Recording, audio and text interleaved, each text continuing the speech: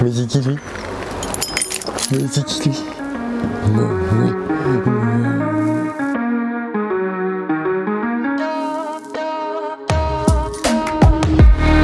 Étant donné que mon fourgon sera ma maison pendant une longue période, j'aurai pratiquement tout avec moi, donc je peux pas me permettre de me faire cambrioler ou voler le véhicule.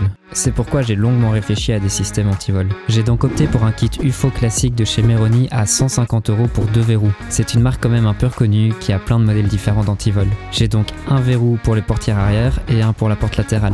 Et je trouve qu'au final, ça ajoute même une petite touche sympa au look du camion. Il va de soi que c'est plus dissuasif qu'autre chose. Si les voleurs veulent rentrer, ils rentreront. Mais je réfléchis quand même à ajouter d'autres systèmes anti-effraction par la suite.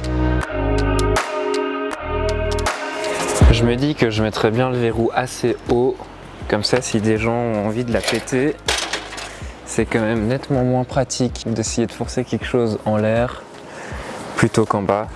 Bon après ils peuvent toujours prendre un truc pour se mettre plus haut, mais c'est quand même en pleine ville, c'est quand même pas très discret.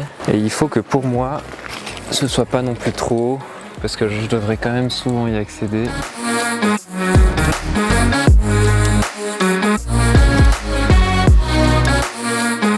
Donc on place le gabarit, c'est juste un autocollant à placer, et puis on va venir marquer les endroits où on va faire les trous, et puis on enlève le gabarit et on perce.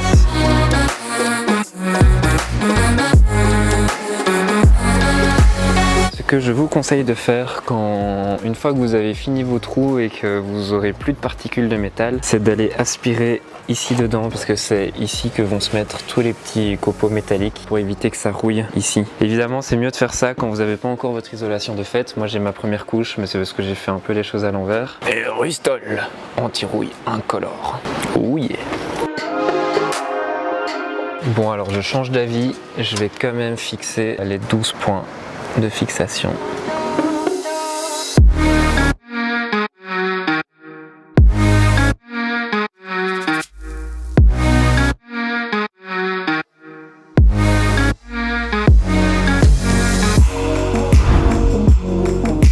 Étant donné que j'ai reçu la disqueuse à prêter là pour la journée, je vais essayer d'enlever ça. Je vais disquer un petit peu le boulon là avec la tête de vis qui est pétée. Je vais essayer de faire une lamelle dedans et puis de réussir à le défaire. Ce serait cool, comme ça j'aurais un sol vraiment nickel.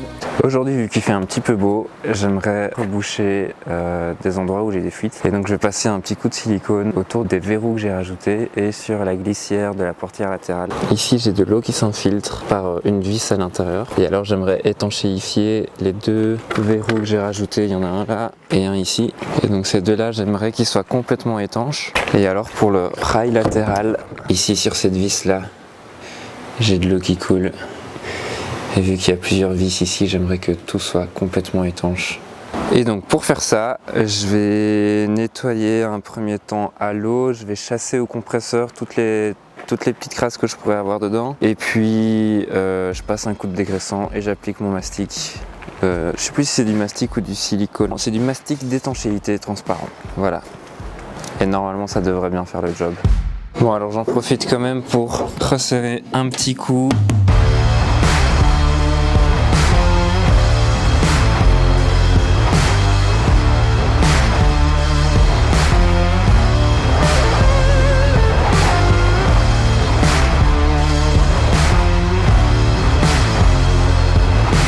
Voilà, j'ai fini. Je suis super content du résultat.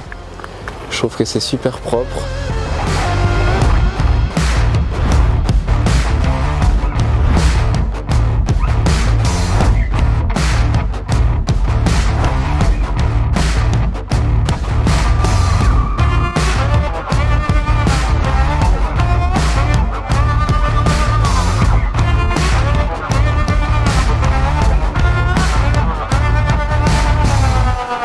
Oh là, il a pas l'air d'avoir envie de partir lui.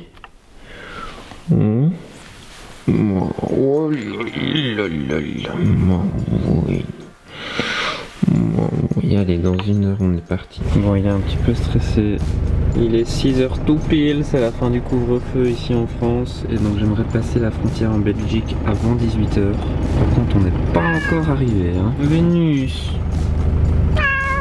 Non, Vénus, ça me fait de la peine quand tu cries comme ça. Ça va aller, t'inquiète pas. Allez, c'est parti man kiki.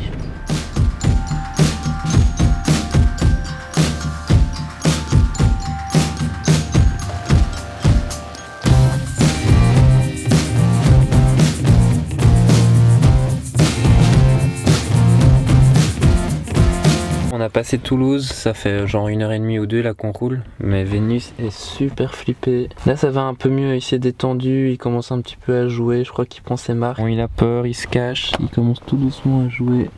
Mais quand il était dans sa cage et qu'on venait de démarrer, c'était l'horreur. Oui. Oui. On conseille de les habituer le plus possible. Et effectivement, je crois que c'est le mieux. Faut que le chat s'habitue, faut qu'il comprenne qu'on roule, qu'on se déplace, qu'on va pas forcément toujours retourner à la maison, il aura pas toujours les mêmes habitudes. Et lui faire comprendre que ses habitudes ça va être moi déjà, et puis le camion qui va être sa maison. Ouais, ça va être une longue journée, il me reste encore genre 9 heures de route. Et je suis déjà cassé. Mais bon. Hein Vénus, t'es d'accord ? Allez, on va se remettre en route.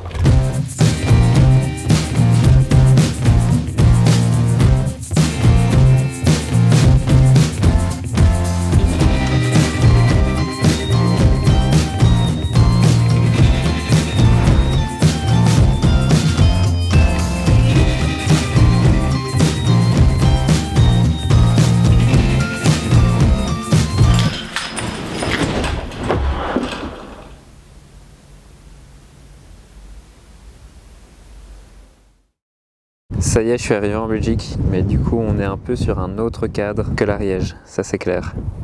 On est à genre 15 minutes de Bruxelles. Aujourd'hui il est grand temps que je traite un petit souci de carrosserie. Ça fait 3 jours que je repousse toujours à plus tard cette étape là parce qu'en fait ça me fait un peu peur. Il y a un endroit où la tôle a été cabossée, je sais pas trop ce qui s'est passé et ils ont mis un peu du mastic à l'arrache par dessus. Et le mastic est en train de craqueler, donc j'ai demandé conseil à mon garagiste qui m'a dit de tout poncer, de vraiment dégager tout le mastic et de refaire un joint moi-même proprement et puis de venir repeindre par dessus. Ça me fout les boules parce que j'ai jamais fait ça et puis ça touche à la carrosserie, ça va être un endroit fort visible, donc voilà.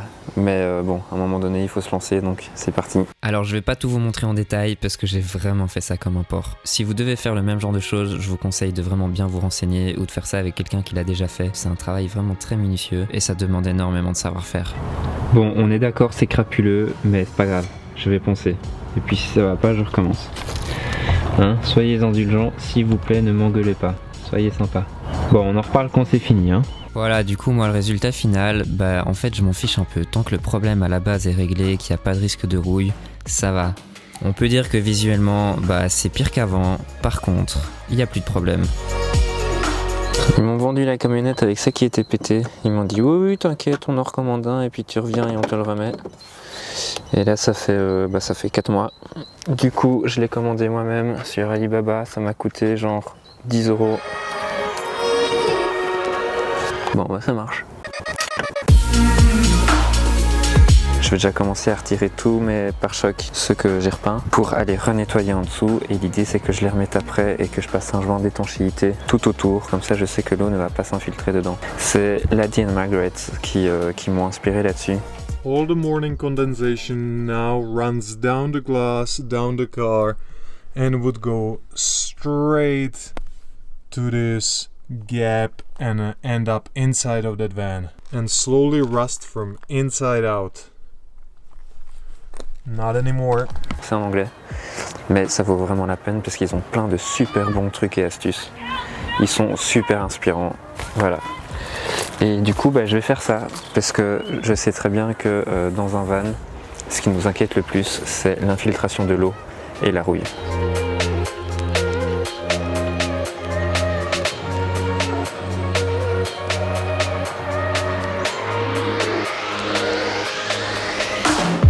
J'ai enfin fini avec mes pare-chocs et les petits joints d'étanchéité. Tout prend des plombs. Je vais vous montrer ce que ça donne. Je suis super content. Ça donne vraiment un petit look. J'adore. Et alors la prochaine étape, ça va être l'isolation. Relancer le liège projeté sans stress parce qu'il fait pas trop dégueu. Ça va être vraiment bien. Je vais pouvoir avancer. Ça va être cool parce que là j'ai l'impression de stagner, j'ai l'impression de pas avancer parce que je fais que des petits trucs en extérieur. Alors voilà ce que ça donne.